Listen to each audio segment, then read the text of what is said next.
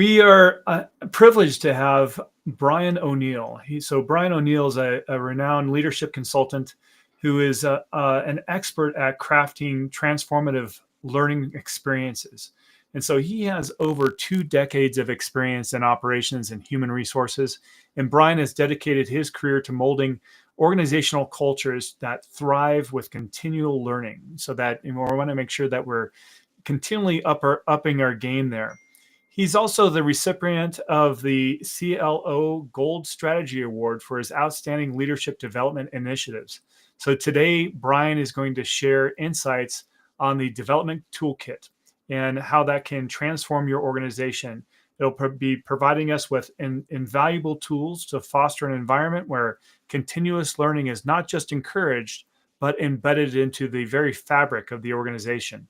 So join us now as we dive in with Brian, and he will deliver the value that he has promised. So thank you, Brian, for having us, being with us today. Can't wait to jump into this conversation.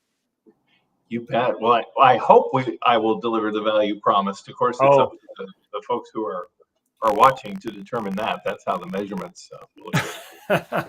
There is no doubt. I know, Brian, we've had you on the show before. And I think it was last year, and of course that we had great feedback there. So there is without a doubt that that we're going to have a great conversation here today. But first, before we get started on just going into the material, I would love to just and make sure we inform the audience of how you got to where you are today, and the work that you do and how you make a difference in the organizations that you work with. You bet. I've always thought of myself as an architect or a builder of leadership, culture, organizational development, leadership development, overall learning and development for companies that really care about the human experience. You'll see it on my banner on LinkedIn. I truly believe that human beings are not an asset. There is this phrase that's out there a lot of times that many companies kind of throw out there that say our people are our greatest asset. And I worry about that kind of phrasing because from my point of view, things like a photocopier are an asset. A notebook computer is an asset. And what do you do with assets? When assets break or they reach the end of life or they have a problem or so on, you kind of toss them out and you come up with some other asset and put them in. And I think we need to think of people not as assets, but as the human heart of what businesses are all about. And this ties into, some of the philosophy of people like Simon Sinek and the long view, and how that can help guide companies instead of just thinking about the next quarter and whether or not we're making, the projections for stock price. But to really think about where are we going? What do we really want to do? How does our company want to be seen 10 years from now, a generation from now, 100 years from now? The truly successful companies in the sphere that I'm familiar with all think more in terms of this long view. And one of those components of long view is how do we look at our people as not so much as assets, but maybe more like trees, maybe more like plants in terms of the overall growth and development, that they need care, they need attention, they need continual watering and feeding in order for them to flourish and grow. A seedling doesn't look like much at the very beginning. A mighty oak tree looks like something else. It looks like quite an accomplishment after 20 or 50 years. So if we adopt that philosophy first, then we can begin to decide how we can grow and develop our people moving forward. Yeah, that's a great analogy. Now, as we go into this topic of how to do that, I know that the big piece is putting together a development toolkit. So can you tell us a little bit about how that has made, how you've used this development toolkit and other organizations? What is your experience with this? You bet. What you'll see here is an adaptation of something that we developed at AMH, a single family rental company that I was involved with for the last 4 years. And at AMH, big growth, high growth company, but pretty conservative in terms of overall leadership where they were, and I was asked along with others to come on board and really create this kind of culture of overall growth and development. How do we do this? One of the things that I've been successful with in my career is the whole paradigm around development plans. Normally, when people hear that word, development plan, they think, oh gosh, oh no, I'm in trouble. I've done something wrong. They're going to fix me. They're going to, make me do things to try to make me a better person, to avoid the idea of me being terminated or something like that. What I espoused at AMH, and that's the beginning of this whole development toolkit idea, was, you know what? Everybody in the organization should have some kind of development and growth plan. They should know where they're going based on how we perceive them and their place within the organization, and potentially their future place within the organization. So that's what we did. It's based on the next slide will show a little bit about what the I'm sorry if we're before we get there. What we decided was we should create an ongoing kind of continuous growth mentality around the whole concept of the development toolkit. And development in the first 3 months, let's face it, development for people when they are first coming on board is their onboarding. Mm-hmm. Is, where are the bathrooms? It is things like, what is this culture really all about? What's my relationship with my manager? What's the team like? How do we function? What are the unwritten rules? Those kinds of things. So the first 3 months for any new team member coming on board any organization, really the focus of development should be on the onboarding, developing that overall sense of what the company's about, the vision, the culture, and so on. So around the 4th month is what we recommend, is that you create this idea of a development plan using what I'll show you here, this kind of concept of a development toolkit. And from the 4th month forward, now your coaching can be centered around this idea. You have an anchor point in which to create conversations around coaching.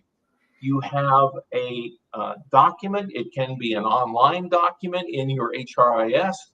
What I'll show you here was kind of an interactive PDF idea we did because we're a smaller company and it was easier for us to do it in that particular way. But by having something to anchor yourself to as a manager, you can then guide the conversations every week or every month or however often you normally do your coaching, which of course gets you away from this idea of I only coach at the annual performance appraisal. That's the only time I ever actually speak to my team member, is once a year. We wanted to eliminate that paradigm as well within the company. So again, this development toolkit idea kind of, it kills many birds with one stone. So now let's take a look. Oh, go ahead, Sam. So Brian, just one thought there. I mean, you said that, basically there's that 3-month period of going through onboarding. And so is there any kind of magic around that time frame of 3 months? My sense is that it takes a good 90 days. There's a famous book written called The First 90 Days, which is really about how managers onboard themselves moving forward. And the idea is in that 3-month period, perhaps it can be 60 days in some companies. But if it's too quick and too compressed, I think you will sometimes get a sense from the team member that oh gosh, there's too much coming at me. I'm drinking water from the fire hose, and I'm still not quite sure exactly what's going on. So the focus in the first 3 months, in my opinion, is the culture, the technical skills needed in order to perform your job well if you have a job that really focuses on particular technical skills, and the vision and the mission, and learning about what the company is all about in meetings and talking with your leaders, talking with team members, learning about various organizations that are a part of the company, and so on. I really think that is a strong focus. There are too many companies, I think, who for lots of reasons, including low unemployment or low ability to bring those team members in, who they will look at that team member on the very first day and say, "Oh, thank God you're here. This is great. That huge thing in front of you over there is your computer. Go ahead. There's like 7 issues already for you to go. Great. Glad you're here. That's great. Now get to work." And even ATD has shown that in many cases, team members make a decision to leave a company on the first day of Oh, employment. wow. They don't necessarily leave on the first day, but they make a decision that, oh my gosh, this was wrong for me Mm. on day one. So day one of onboarding is an extremely important component too. I'm working with a client right now at Corn Ferry on building onboarding for them to emphasize this idea of welcome and reassurance as part of the onboarding process. So here's the components we looked at for effective development. These are the things that I have developed in my own mind over the course of 20 plus years of looking at these various pieces. A lot of this, you see performance and potential. So some of you are saying, oh yeah, that's $9. That's McKinsey. That is, let's look at their performance. Let's look at their potential. And in general, I tend to agree that yes, the best way to look at the development of an individual is to understand, are they performing well? Are they making the numbers? Are they hitting goals, business metrics? And what is the potential of that person within the organization? The problem with the old style McKinsey 9-box was everybody immediately focused on the bottom boxes of the McKinsey 9-box. Like, who do we got to get rid of in order to make this organization better? Mm-hmm. My sense is, especially if you take the long view, if you think of Simon Sinek and the infinite game is, you're a company who believes, you know what, let's focus on those solid performers and those high performers. What do we need to do to develop them? What do we need to do to continue to grow them, develop them so they're contributing and being an important part of our overall business strategy? And so we changed some of the definitions around performance potential, and we decided that instead of 9-boxing the entire 1,800 people at AMH, we would group them instead into 3 specific groups, which would have then 3 specific strategies on how to grow and develop them using development activities as a part of a development plan. Performance, of course, is more objective. And so you always have numbers, you always have ways to establish, is this person performing well in the technical aspects of their job? But potential is more subjective. And can we give people better guidelines around dealing with an admittedly subjective part of looking at this component of whether or not they have potential? We introduced things like desire capacity. But we also said this is the desire and capacity for the company to promote someone in the future and to move them into growth and development opportunities. But it's also the desire and capacity of the individual as to where they want to be in the long view, in the infinite game. I think many companies miss the idea that there are so many people, I believe it's 75% or so, of employees in a particular company who are happy at what they're doing and want to continue to do what they're doing.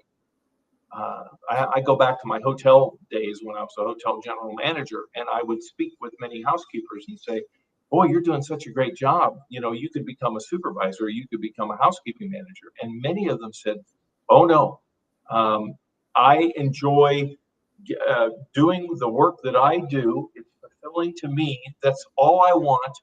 And as long as I can do that, I'm going to be happy. There are many of those positions throughout companies. If we all were trying to go for the CEO role or the head of IT role or the head of HR role or accounting finance, I always joked with folks at AMH and I said, now you're talking the Hunger Games. Everybody's racing to the cornucopia to try to get the food, and they're shooting each other in the back to try to get them out of the way so that they can get to the food. And that is no way, in my opinion, to run a company. Don't run your company like the Hunger Games. Run it instead by understanding that the potential of people is such, it's not just the potential you see in them, it's the potential they see. Mm-hmm. And so that's how we build this particular toolkit. Yeah, no, it was really interesting. Just a quick story, because I was just talking to this gentleman the other day, and he was talking about taking a career break. And so he's a leader of an organization. He just sold his company, and he's like, so he's at home, and he's thinking about getting a job in an organization again, but he wants to take some time off. But he's at home, and he's like, I really miss the the busyness, the interaction with people. And he actually took a job as a dishwasher in a fast-paced restaurant. And here he is. Of course, he's very overqualified, but he's just enjoying himself and the kind of the process of doing a kind of like an exercise routine, but just interacting and seeing the action. And he's just really enjoying that at the moment. It's just kind of interesting, when we think about just phases in our careers where, we might want to just take a break, reset, and just enjoy ourselves for a while, for sure. Exactly. So I can explain that a little bit more if we go to the next slide. Sure. The idea of what these groupings were all about. This is how I developed them in AMH in terms of these strategies. And our team began to spread the word to the entire company and all the managers about how we could group our team members into one of three categories or groupings to help understand what the strategy was for overall development of these people. Three basic groupings here. Developing performers. Now, these are folks whose performance is usually lower, but they still may have medium or high potential in the organization. And to be honest, new folks, new hires who are learning on the job and learning about what their role is and what it all involves, you can consider them at first to be a developing performer. So the strategy here is really performance-based. The strategy here is, how do we improve overall performance, right? We can use SMART goals for that. We can do skills training or upskilling. We can use whatever performance tools are available within that particular department or discipline or area of the company. So, new team members in their first 30 to 90 days, normally you would list them and think of them as a developing performer. And the development activity should be centered around things like skills training and performance tools and SMART goal setting and so on. Then there's solid performers. You'll notice here, we actually made this box even a little bit bigger visually on the screen because the vast majority of team members throughout an organization, I call them the steady eddies within any organization. They're dependable. They're usually medium or high in performance level. Their potential might be lower. Maybe it's because of the needs of the company, but maybe it's their own desire to stay in a particular position. Maybe they're in what I call cul-de-sac department, where there just really isn't an area for them to move up into. That we have a lot of that kind of employee there, but the leadership positions are pretty set, and they're going to be set for quite a while. So what do we do with solid performers? These performers benefit with a strategy that focuses on things like recognizing and appreciating what they actually do for us within the organization, appreciation of efforts, getting their knowledge down, their institutional knowledge and their best practices shared with others throughout the organization, and mentoring. So this can be one of two ways, either being a mentor to developing performers or being mentored by high performers or pure solid performers so that they can continue to feel that they are growing and developing, even though their actual position title may not change. And they may themselves feel quite happy in terms of where they are in the organization right now. People always still have this need for, I want to know more, I want to contribute more, I want to feel recognized and appreciated for the things I actually do to help the organization. So those strategy focuses on those areas. And then your high performers. Quite frankly, they're usually only about 10 or 15% of any workforce. These are the team members that consistently, they're always exceeding your expectations for performance. They're excited about new opportunities, and you can see them in a potential new role. In our case at AMH, we put the timeline as around the next 18 months or less that we thought they were going to be ready. So for them, and this is part of succession planning, obviously, is creating that good succession plan for them. Involve them in job shadowing so that they see what other areas of the company are like. And what we said was, these folks need to be the role before they become the role, which means involving them in more senior level meetings. If there is a project that you, the manager, were going to head up, can you possibly have this high performer head up that project for you and report to you on how it works?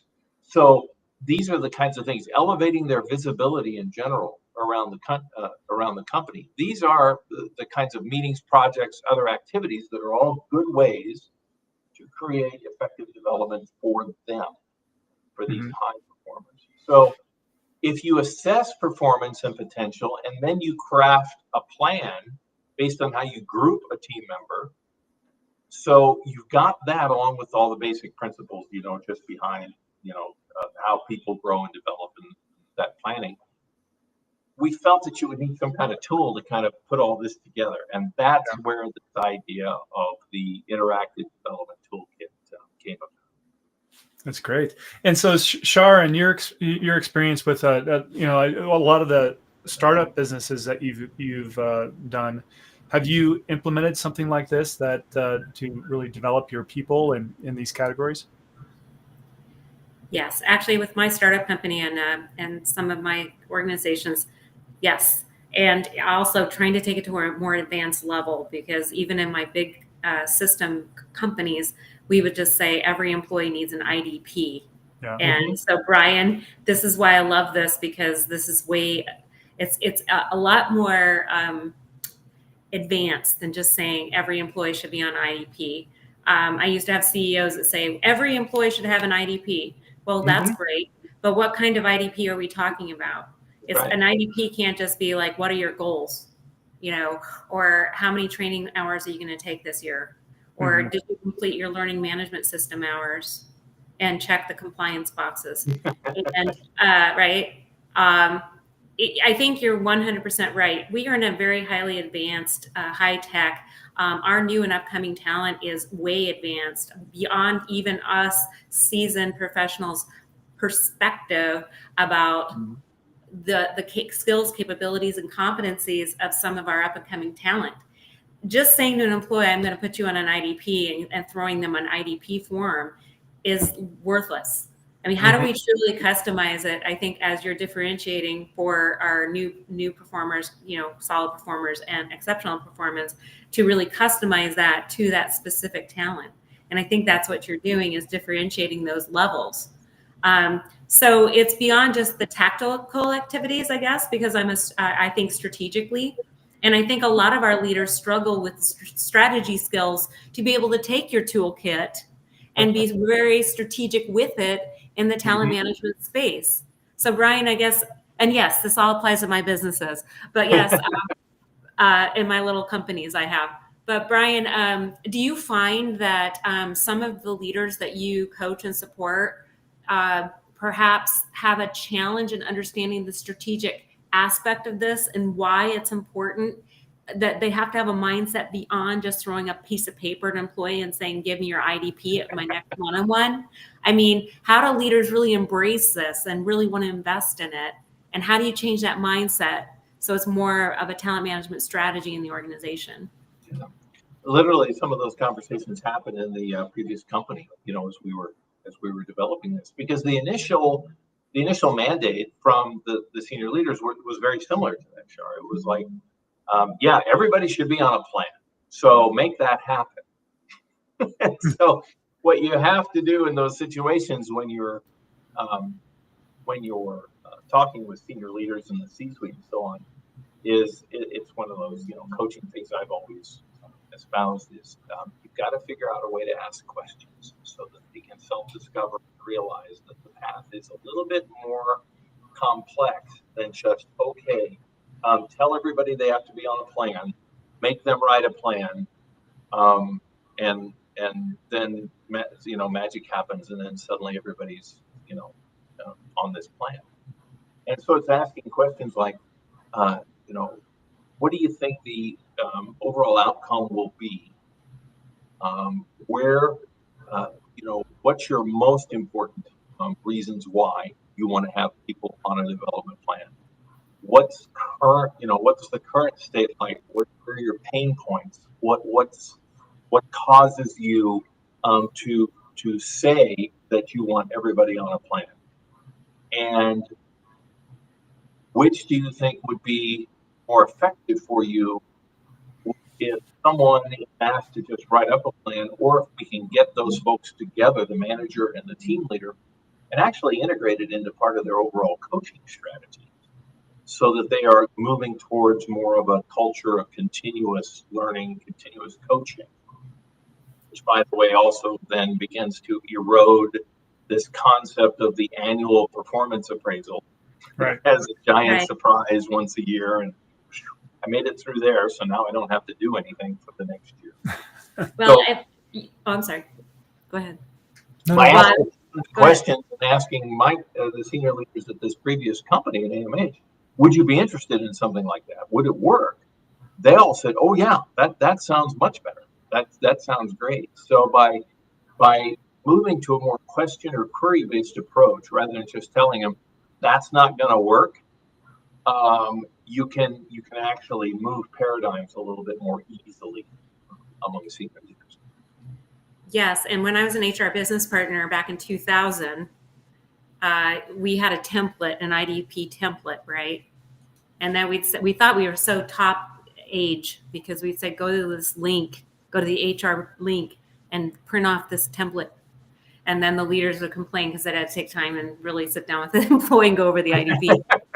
I would say fast forward 24 years, we need to leverage technology and AI and make it quick, easy, efficient, to make sure that we can have our devices and employees can literally put in their IDPs. Agreed. And have, and not just throw them a form. I mean, technology today, and be able to integrate it so it's fast, quick, efficient. I mean, using AI to learn is the way to go. So yeah, I'm excited about. I mean, don't you think? I mean, we have to be more advanced. We have to be up to speed. We do. But go ahead. I'd like to see your other ideas on this. Kind of funny. I'm showing you components of this toolkit, and I'll explain what's going on here. And apologies because some of the pages are grayed out, because it's normally we light up these pages one at a time to kind of show. But I can still talk through this pretty easily. The technology that we had at our disposal at AMH was pretty limited. Oracle was our HRIS, and believe it or not, Oracle would have the ability to do everything I'm going to show folks here inside the performance management module within Oracle, in my opinion, because we had a chance to kind of look at it and give it a try. But we did not have the access or the ability to light up that particular performance management module based on our contracts and based on the realities of the business. And so we were asked to do it almost the OG or the old-fashioned way. What we did was, starting in Canva, of all places, we created about an 11, 12-page document that could be referred back to and could be changed and updated as needed. So what we did was create this in Canva, and then we ported it over to Adobe PDF, and we used all the interactive features of PDF to light up fields and checkboxes, and the ability for people to go in, update, and then send along a new updated interactive PDF to their leader, or for the leader to send it to the employee. So we started, believe it or not, it's kind of funny. We started at the end. The very last page of this particular development toolkit was a talent profile. It was an ability in one page for a team member to kind of list, here's where I've been, here's how long I've been at this company, here's how long I've been at other companies that are similar, here's some of my accomplishments, here's my education, here's what I have in terms of education, here's what I want to do next within the company, here's my next 3 potential positions that I'm thinking about. And then they would send just that last page, would give the team member the entire toolkit, so they knew what was coming. They knew what the team leader was going to do to fill this out. But we wanted them to have the whole toolkit and then fill out the last page first. The last page was a talent profile. So we had the team leaders send this over to the team member, have them fill out as much of the talent profile page as they could, because we knew we would come back to that later in coaching. But with the talent profile mostly completed, then the team leader, the manager, would then use a series of instructions that were listed to kind of help assess this particular team member's performance and potential. So again, trying to keep it just a one page, a page where they could kind of summarize what this person's performance was based, and we showed them where to go based on performance appraisal and other kinds of goal setting, numbers made, key metrics, and so on. And to kind of assess whether they were high, medium, or low in performance based on what they were seeing. And then the potential piece, where we asked a series of questions where they would answer, was this team member low, medium, or high in terms of various aspects of overall potential within the company. Not only the company's needs, wants, and desires, but also what they thought their assessment of the team members' behavior was, the team members' stated desires to move up within the company, whether or not those were actually stated desires, and so on, to create a situation where that at the end of that little exercise, they would have low, medium, or high for performance and low, medium, or high for potential. Based on that, we directed them to a single page for developing performers, solid performers, or high performers. Because once you diagnosed where you were wanting to think about this person, then we gave people, the leaders, and remember the team members knew all this too because they could see this entire document. The manager would see the list of suggestions. They would get a summary about what is a solid performer, what's it all about, what kinds of things should we emphasize, what should we maybe de-emphasize. And at the bottom of that page, a whole list of suggested activities this person could do, books that they could read and review with you, depending on where they were, developing solid or high performer, and so on. And then finally, the last step in setting up the toolkit is to meet with the team member. And the two of them together then, based on the manager's diagnosis of where this person was, the agreement of the team member, would create 1, 2, or 3 development activities that they would focus on over the next several months. Some of these activities could go for the whole year. Some of them might only take 90 days or 30 days or whatever. And with that, then, the manager has a document that shows this is what you're working on. The team member has a document that says this is what I've committed to. And it became the main topic in coaching sessions moving forward. So instead of a coaching session being, hey, Sam, how's everything going? It's going pretty good. Everything's fine. Okay, that's great. I got a whole bunch of other meetings I got to get to. So good. I'm glad you're doing fine. Off you go. Instead, the meetings between manager and team member became much more of, hey, Sam, let's look at the development toolkit. I know we talked about that one meeting that you were going to set up and plan. How is that coming along? Or you were, Sam, you had volunteered to set up that employee resource group. How's that moving along? So that we could agree on whether or not we needed to change deadlines or whether or not a development activity was completed, meaning that it was time then to take that off the list and put a new one on the list. Mm-hmm. So that's generally how this particular toolkit worked. All of that kind of information can be done internally in most HRIS systems. So if you want to do this as a real time where both the employee and the manager can actually just go to the site and look up and see and edit as necessary as they go, that's great. But this became a really strong ability for us to also imbue the whole coaching conversation piece that leaders would have with their team members into something that was tangible, something that they knew they had topics. They had things that they could discuss, talk about as they were coaching their people moving on.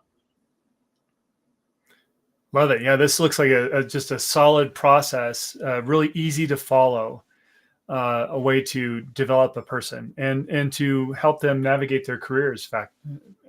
So basically making sure that they're proficient in what they're currently doing, and then understanding their talent profile to see where else they may fit into the organization. Is that true, mm-hmm. Brian? Yeah, I'd agree. And it's interesting. Sometimes you go low tech in order to move forward a little bit more. In our company, we did not have the high tech accessibility to be able to completely automate this. But my sense is, from a principal point of view, all of this can be completely automated in many companies, as your larger companies, and you have this inside your HRIS. Mm-hmm. So it can be done in that way.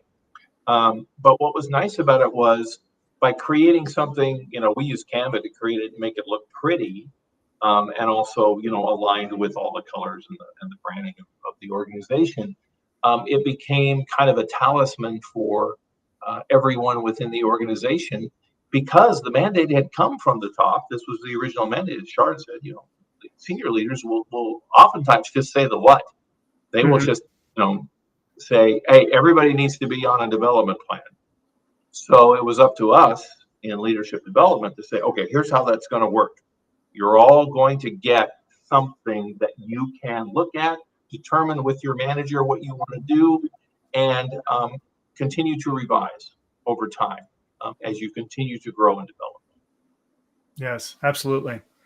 And so how, when you have those the development toolkit in place, I mean, how often should it be reviewed with the employee? I mean, is that like a quarterly process? What is typical?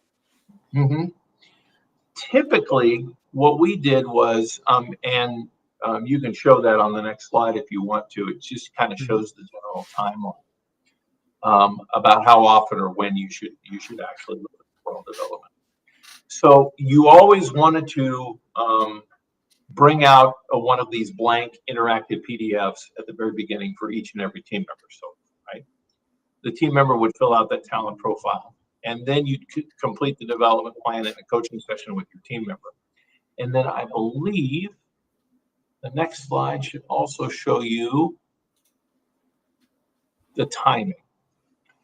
We recommended, in our company, we originally recommended quarterly. We said, you know what, you need to make sure this is being updated 4 times a year. Because it wasn't as automated as other constructs can be, there was a little bit of resistance there of saying, gosh, because we have to update this, and then we have to send it off, and then it's uploaded into Oracle as a document, instead of as a completely interactive piece in performance management. And so we compromised and said, let's do it at least twice a year. Based on the calendar year of our organization, we thought March was a good time. It was past that, it was coming up to the end of the first quarter. It was past some important beginning of the year activities and so on that people were kind of involved with. And August was also recommended as the time, because if we get this completely updated for each team member around the August timeframe, then it was very useful going into September, which is when the annual performance review process begins. And so by that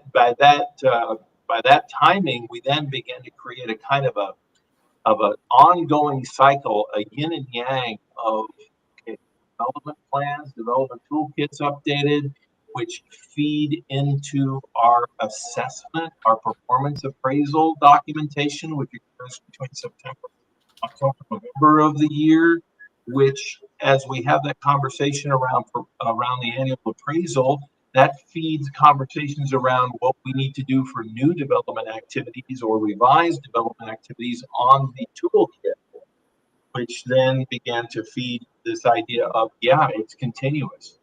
Now the performance appraisal is just one part of overall performance management within the company. The toolkits became an extremely important part of that as well. And then, of course, we said, of course, you want to update. If a development activity is completed or it's revised, you want to make that revision or pull that completed activity off and celebrate, and then look to the employee for another one. We never put a limit on development activities, and we never put a minimum on development activity. We said 1, 2, or 3 is what we had space for on the single page of the development plan. We didn't want to overwhelm people to say you got to have 15 development activities that are all operating at the same time. So 1, 2, or 3 seemed to be a good number for most people to be able to work with in all the various aspects of the company. Totally makes sense. Well, I love the way that you've laid out the development plan itself, and I think the really important message for our listeners out there is that you don't need an advanced system to get this done and do it right. You can really customize this using those tools such as you mentioned there, Canva, and making an interactive PDF that can be loaded into almost any system. You know, whether it's your learning and development system or your HRS or whatever it may be. To be a lightweight solution that's easy for your managers to take a first step in helping their employees development and to develop and navigate their career. Great. I think probably the biggest learnings around all of this that I could impart to other companies moving forward on the idea of, first of all, if you believe in this idea of continuous growth and improvement for your people, then the thing is that you still need some kind of structure, because let's face it, team leaders, managers, supervisors, your leaders within a company are almost swamped these days with the technical aspects of what they need to do, the reports they need to take care of, the meetings they need to go to, the analysis that they need to make, the constant conversations and so on. So by giving people a little bit of structure around, okay, how do we make sure that people are growing and developing well? You kind of lessen that burden for them, because they have, okay, I just need to figure out, is this person one of three categories? Based on those categories, I have lots of ideas here. I can use any of those ideas, or me and the team member can figure out one on our own, and we're going to plug that in to development planning. And then that becomes a conversation piece for me as a coach. Gosh, that's a lot easier than me trying to figure out what am I going to talk about with the 8 or 12 or 40 direct reports that I might have in the organization. So it actually lessens the burden for managers overall once you have the initial setup and you have the ball rolling. Within the first year, we had 94% of the company on individual development plans. That's incredible. That's great. It was a great paradigm shift away from this idea that, oh my God, I'm on a plan is bad news. Everybody's on a plan, and it's a plan that you can see and you can share with anyone else, and is dynamic enough that you can change it as you go. And if at the end of an annual performance appraisal you've decided this solid performer has become a high performer, then that will change your strategy in terms of what you use to develop that person going forward. Well, congratulations on that outcome, because it's very difficult to get that kind of percentage for development. So I'm very impressed. Yes. Yep. Thank you. So Brian, so for organizations out there, for our listeners that are saying, hey, I want to get something like this in my organization, how can they contact you to bend your ear on this topic? Oh, absolutely. I'm not sure if we can put my LinkedIn profile. It's O'Neill B on LinkedIn, and brian.o'neill@mail.com. I'm always happy to share and to see what's out there and what things that can be done. I have developed this over the years. This is the latest iteration that I have developed, and have done this for several companies over the course of my career. So yeah, happy to have those conversations and find out, for those companies who really care about their people, this is something that can really demonstrate that. And as I said, it kills many birds with one stone. So it's extremely useful in that way. And actually, over time, it lowers the burden for managers in terms of their coaching. Great. Well, thank you so much, Brian, for kind of bringing this to our attention today. For our listeners out there, what are the top things that you want them to walk away with from this conversation? I would say, first of all, is decide what is your company all about? Do you care about the human aspect? If true, then what are you doing to support the growth and development of your team members or employees or associates in a continuous process? The same way you would tend to a garden or you would tend to a forest, you I'm sorry, you can't get plants to grow by throwing 15 gallons of water on them and then leaving them alone for a year. It doesn't work that way for people either. And so what are you committed to, and what tools and processes do you have currently in place, or could you leverage in order to create that situation where people feel that they are always working on something to continue to grow and develop themselves within your organization? The end result will be a more lush, a more fertile, a more innovative, a more successful organization for the long term, for the infinite game. I love that analogy. You don't want to drown your people in training. All of it. You need to make sure that you're throughout the year in equal increments. Yep, for sure. True. Well, thank you so much, Brian, for being on the People Strategy Forum today. It was a great conversation. Thank you so much. Oh, you're welcome. Thank you. Thank All right. you. And for all our listeners out there, we'll see you next week on the People Strategy Forum. Thank you and take care.